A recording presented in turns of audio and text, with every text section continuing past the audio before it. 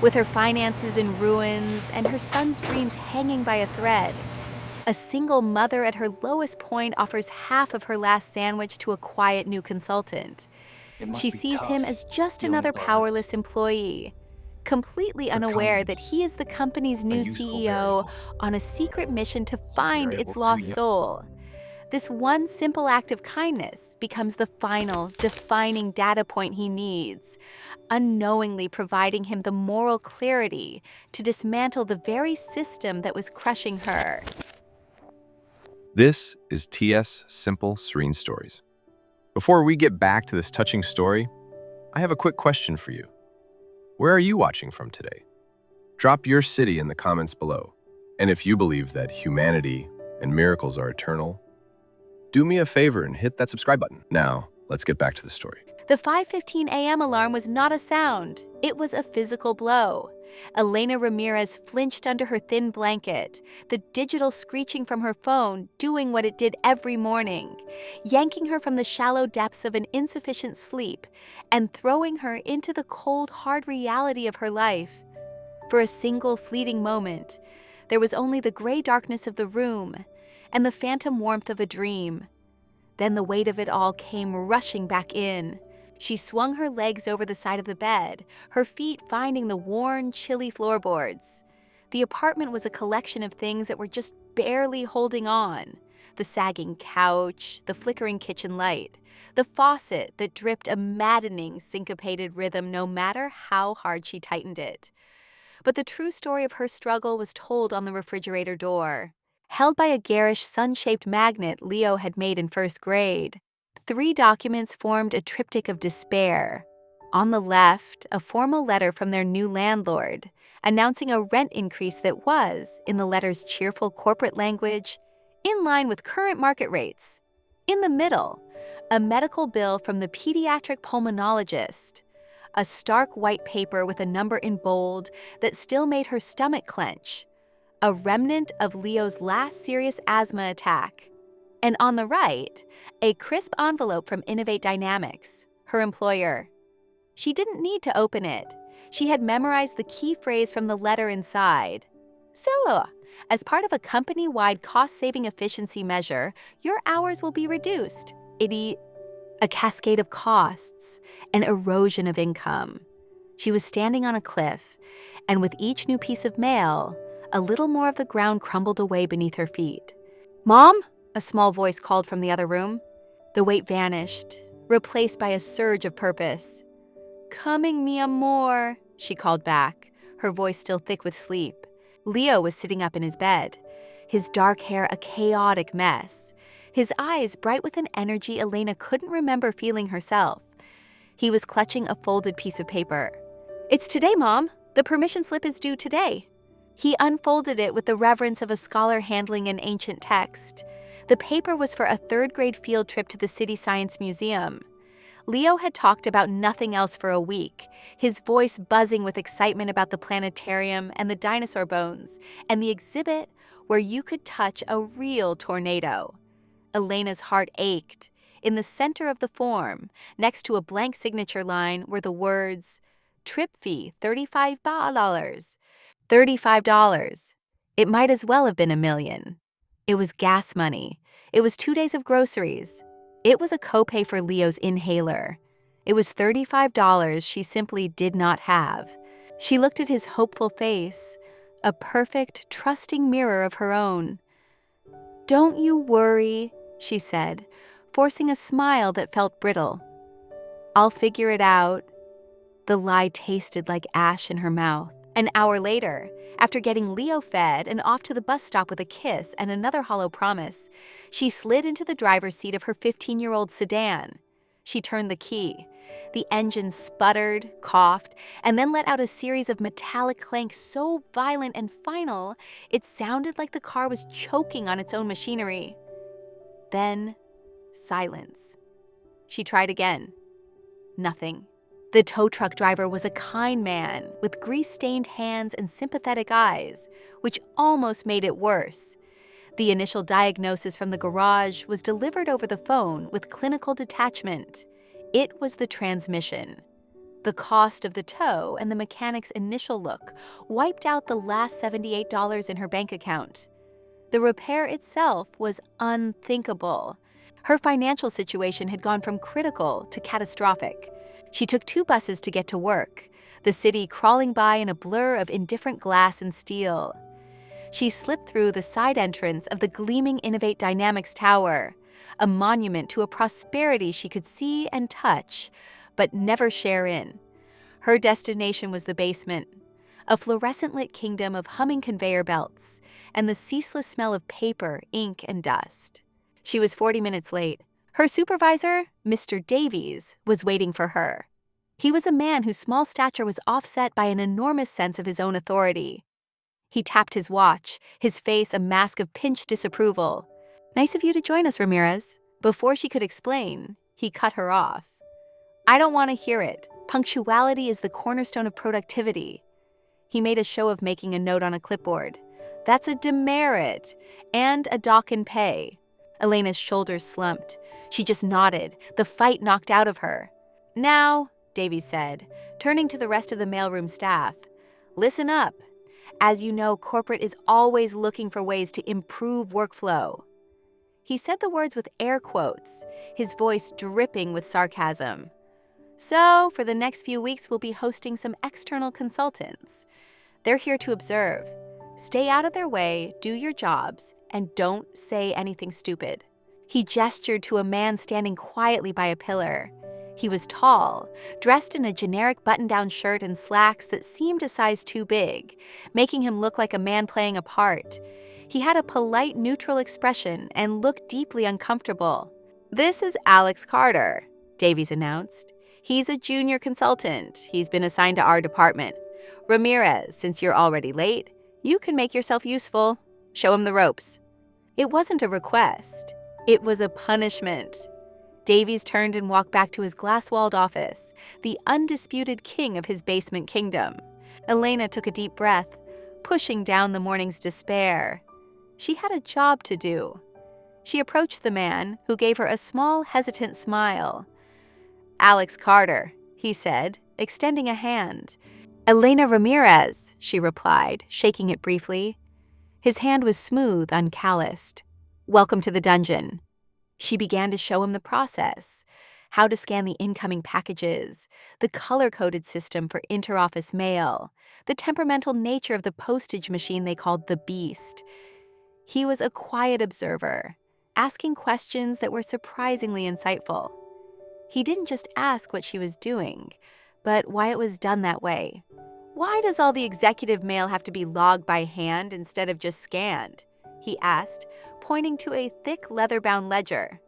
"Because Mr. Davies says it's more secure," Elena answered, lowering her voice.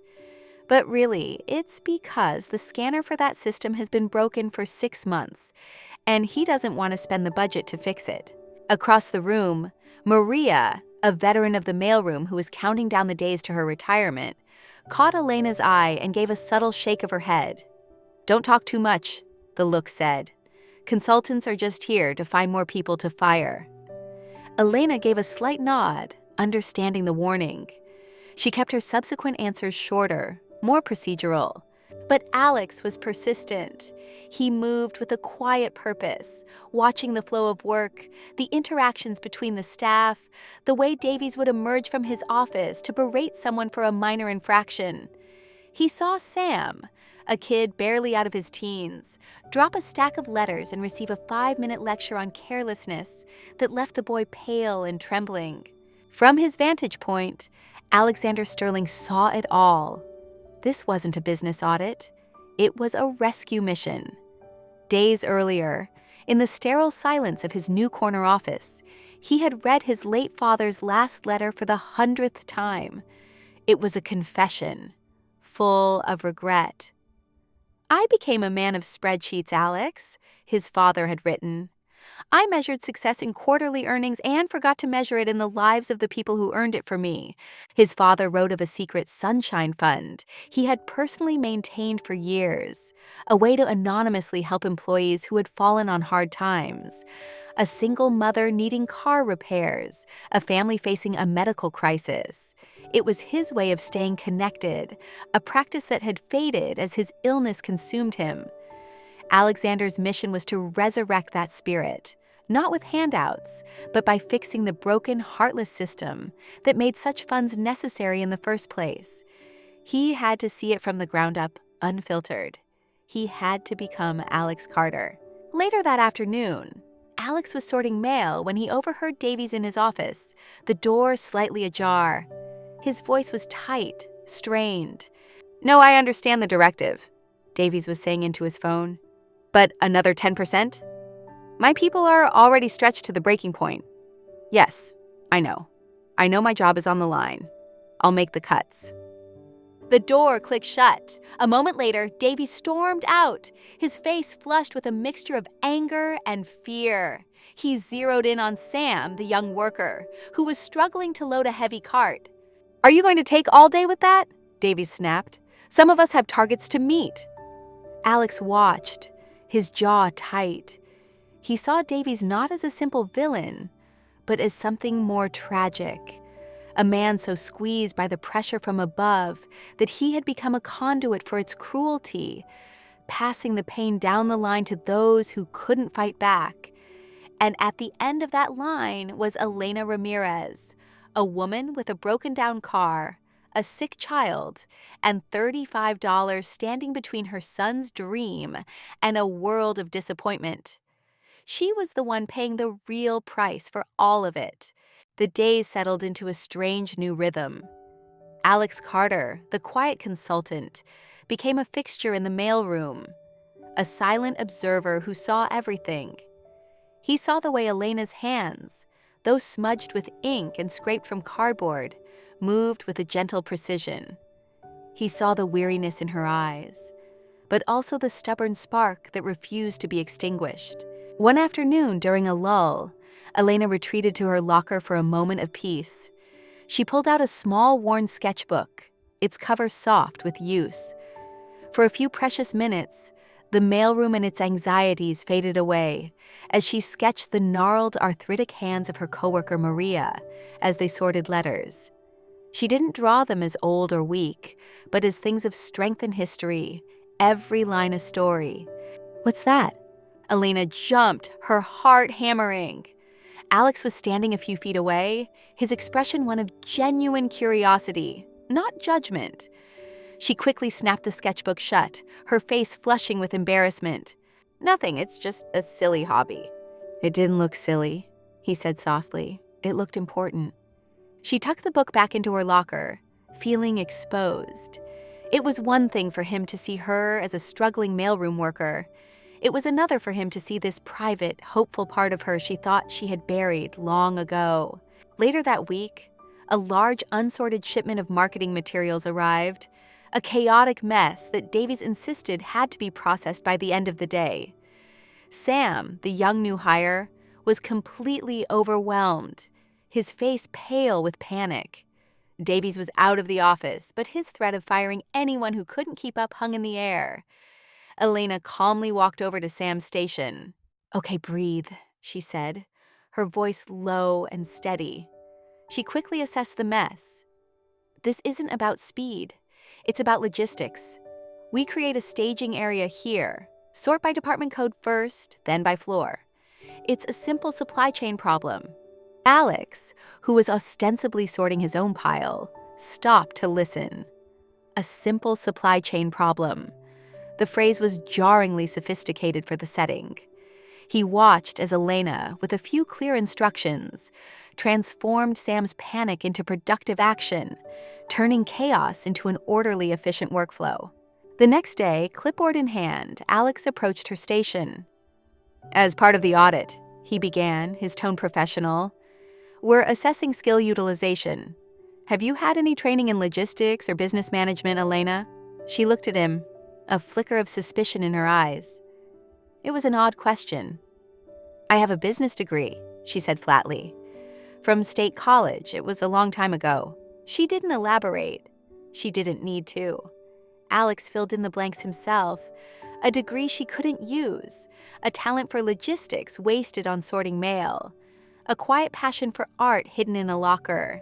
She wasn't just an employee, she was a case study in wasted human potential. This, he wrote in his notes, was the true cost of the company's efficiency. A subtle shift began to occur in the basement. The consultants were everywhere now, not just in the mailroom. Whispers of a major corporate restructuring circulated through the building, and the anxiety was palpable. But in their small corner, something else was happening. Inspired by Elena's quiet defense of Sam, a fragile solidarity began to form. One morning, Sam, seeing Maria struggling to lift a heavy sack of junk mail, wordlessly went over and lifted it for her. A few days later, Maria, noticing Elena hadn't had time for a break, slid a cup of coffee onto her station without a word. They were small, almost invisible acts of defiance against the culture of fear Davies had cultivated. They were ripples of kindness in a stagnant pond. Alex documented every single one. The soul of this company wasn't dead, he realized. It had just been driven underground. He now knew his job wasn't to create a new culture, but to give the existing one permission to come back into the light. But to do that, he needed one final, undeniable piece of proof. It was Friday, the day the permission slip was due. The $35 remained an impassable mountain. Elena had worked extra shifts, but her docked pay and the bus fares had eaten up any meager gains. Her bank account contained a grand total of $4.17. She had spent the morning rehearsing the speech she would give Leo, the gentle, heartbreaking words she would use to tell him he couldn't go. The thought of his face, the inevitable crumpling of his excitement into disappointment, was a physical pain in her chest. She had skipped breakfast to save the last of the bread and peanut butter for her lunch. By noon, the hunger was a dull, gnawing ache in her stomach, a hollow feeling that mirrored the emptiness of her hope. She felt invisible, ground down to nothing by a system that didn't care if she survived, let alone if her son got to see the stars in a planetarium. She sat alone at a small table in the corner of the bleak, windowless break room. She unwrapped her lunch, a single, slightly squashed peanut butter sandwich on wheat bread. It was pathetic. It was everything. As she lifted it to her mouth, the door opened and Alex walked in. He looked tired, defeated. He ran a hand through his hair and sighed, leaning against the vending machine.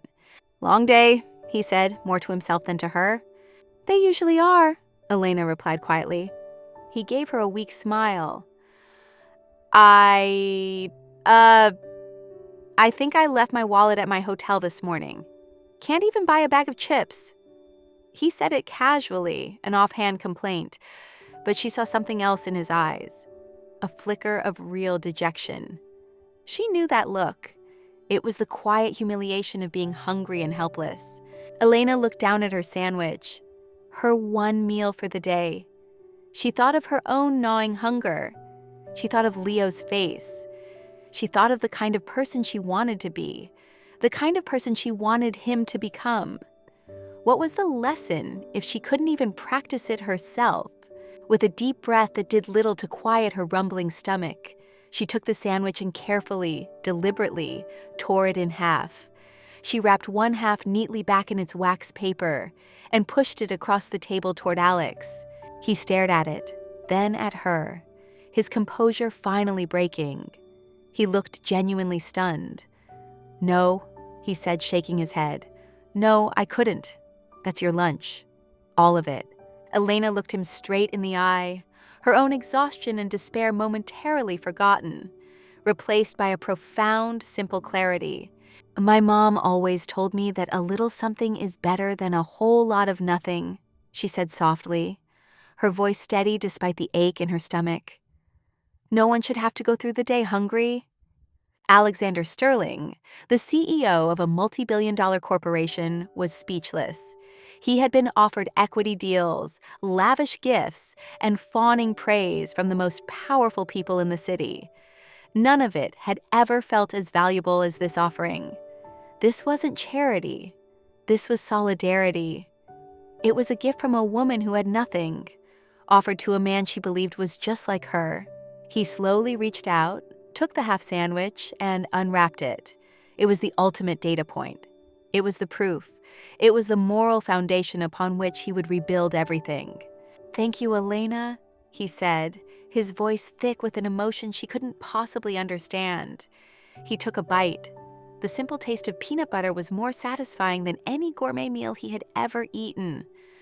"Thank you." The following Monday, Alex Carter was gone. A new consultant, a brisk woman with a sharp suit and no time for pleasantries, took his place for the final days of the audit. The mailroom returned to its previous state of anxious monotony, the brief ripples of kindness seeming to smooth over, and Elena felt a pang of disappointment she couldn't explain. She told Leo the field trip had been postponed, a lie that felt heavier each time she had to repeat it. Then, a week later, things began to change. It started small. Tucked into her mail slot at work was a plain white envelope with her name typed on it. Inside was not a letter, but a voucher from a national auto repair chain, prepaid for the exact amount her mechanic had quoted for a new transmission. There was no note, no explanation. It was anonymous, corporate, and utterly bewildering. A few days after that, a company-wide memo appeared on the break room bulletin board. It announced an immediate review of the part-time hours policy, citing a new focus on employee stability and retention. Maria read it over Elena's shoulder, her arms crossed. "Don't hold your breath," she muttered, but there was a flicker of something other than cynicism in her eyes. Elena held the repair voucher in her hand, the paper cool against her skin. It was a lifeline, an answer to a prayer she had been too exhausted to even whisper. But it also felt deeply unsettling. She showed it to Maria during their break. "Who would do this?" Elena asked, her voice low. "Why?" Maria peered at the voucher. "No idea, but I've been here 22 years and I know one thing. Innovate Dynamics doesn't give gifts. They make investments. Be careful, Elena. No one gives you something for nothing." Maria's words echoed in Elena's mind. Was it a trick? A test? She felt a strange mix of gratitude and violation, as if someone had peered into the most desperate corners of her life and decided she was a worthy charity case. The feeling of being singled out, of being patronized, was almost as uncomfortable as the poverty itself. The following afternoon, a woman from Human Resources came down to the basement. She was polite, professional, and asked to speak with Elena privately. In a small, sterile meeting room, the woman laid out a file. "Elena," she began, "the recent workplace culture audit highlighted a number of systemic issues, one of which is the significant underutilization of employee skills." She slid a paper across the table. It was a copy of Elena's original job application from years ago, her Bachelor of Science in Business Administration circled in red ink. "The audit brought your qualifications to our attention," the HR woman continued. "In light of the company's new direction, we are launching a paid 18-month leadership training program. It's designed to identify internal talent and create a clear path for advancement. We'd like to offer you the first spot." Elena stared at her, speechless. It wasn't a handout. It wasn't charity. It was a structured, professional opportunity based on a degree she thought the world had forgotten. It was a path. For the first time in years, a flicker of genuine, unburdened hope ignited within her. The first meeting for the new leadership program was held in a sleek conference room on the building's 40th floor. The air was different up here, smelling of expensive coffee and quiet ambition. Elena felt a nervous flutter in her stomach, smoothing down the lapels of the new blazer she'd bought at a thrift store.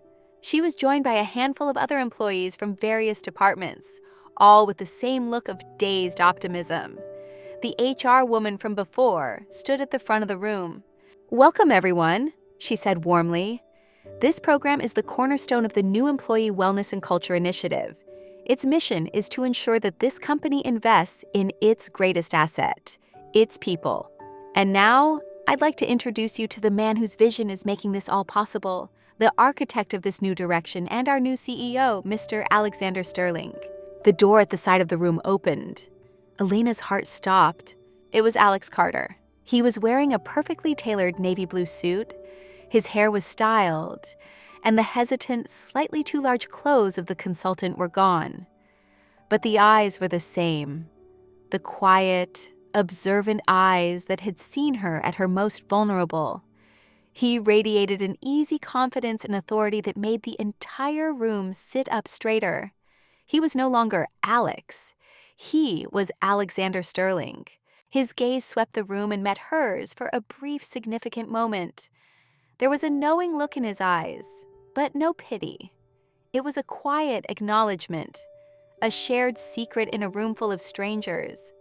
The revelation wasn't a shocking public spectacle. It was a silent, personal click as the final piece of a puzzle slid into place. After the meeting, as the others were leaving, he approached her.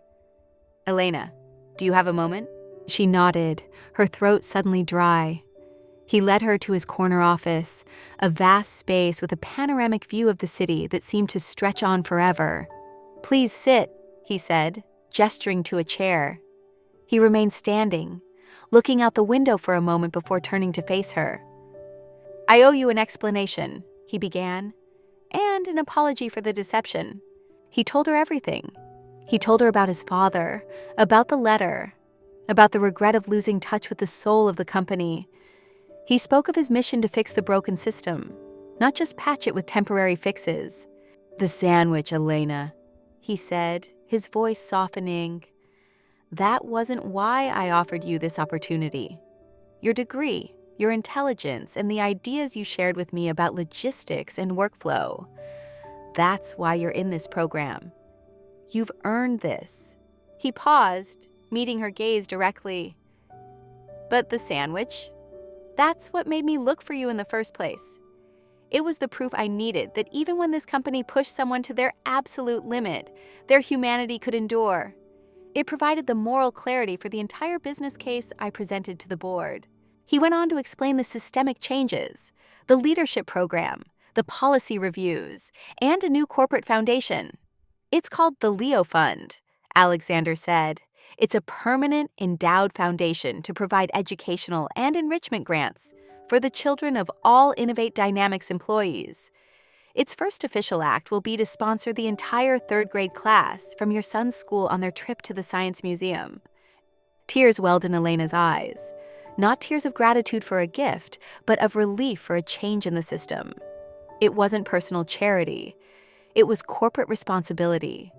It was justice. Weeks later, a memo circulated announcing departmental restructuring.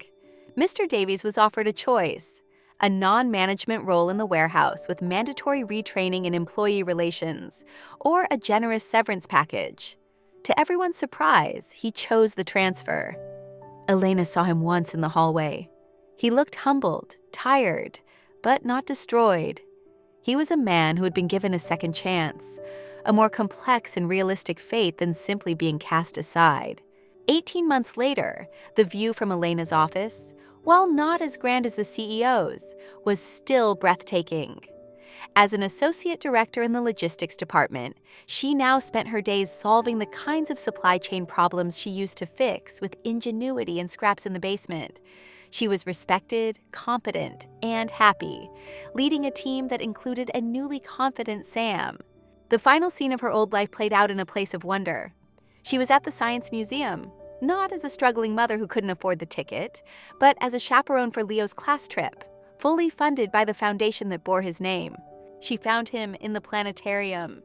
The lights were down, and the vast dark dome above them was filled with a brilliant tapestry of stars, nebulae, and swirling galaxies.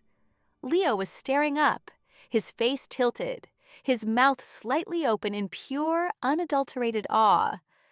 The universe, in all its impossible beauty, was reflected in his wide, hopeful eyes. Quietly, Elena sat down next to him.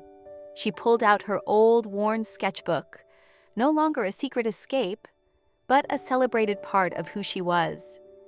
She began to draw the look on her son's face, the curve of his cheek, the light of 1,000 distant suns captured in his eyes. Her own quiet hope, once a fragile, hidden thing, was no longer a secret. It was a bright, shining, and very real constellation. Thank you for taking a quiet moment with us. Every story is a journey, and we're so glad you joined us for this one. We believe stories are a way to connect, even when we're apart. If you felt a connection to this tale, we invite you to subscribe and become part of our growing circle. Our question for you today is, what's a simple moment of peace you've experienced this week? Share it in the comments. Let's fill this space with serene moments. Until the next story, be well.